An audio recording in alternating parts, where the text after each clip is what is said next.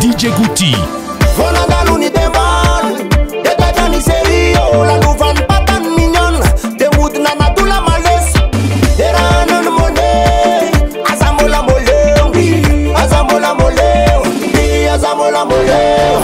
Tiens qui les patas couvre bé, c'est la note d'un gain filant, diable de la 692, des fois filant ghetto, je m'appelle à coco.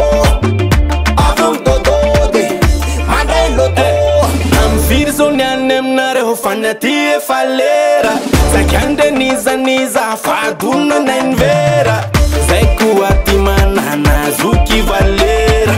Tupu ni mivanta Nifatiwe panera Izile papane Chazu no ferane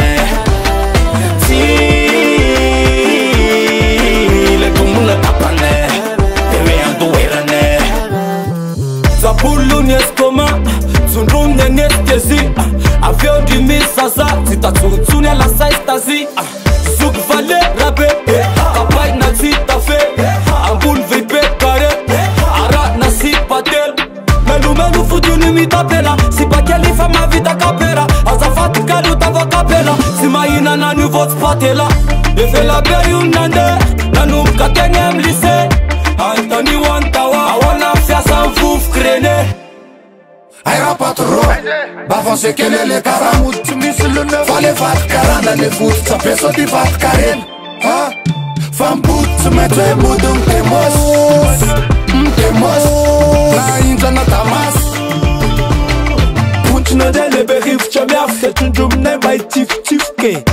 Bay tif ke Ses keles fo sosisia Bana kales on sa fide Anjaranizan mangit sofan Finta na tifona num sa fide Takana eva chastuni Leano eva pangunai Se mfoka pa pangunai Haulan le ambunentana Anakara nakambudanchi Tumtata pokupe va isumlai Manichena maf tumis frate tu Nino fa fatan lisantar We soek valera bro Skieten na jelem te fiam da pais Kratsu mataka ta castro Nava karasa mul Zum tu fiam ta ulte Fulan e nasu ma menun chan Wafat sesa salos te fe Talewa sa fek We tat sa fo ulu bella Fasa basakan fafa kon dwana Nandra na san We rete la bella te Mrare no uela fella te Angine tu fat san Na we ramade sa tengene sukum Ba ubata pefona nyandan chan Pepa isum lai Pepa isum lai Pepa isum lai Haulan le ambunentana Anakara nakamu Pepa isum lai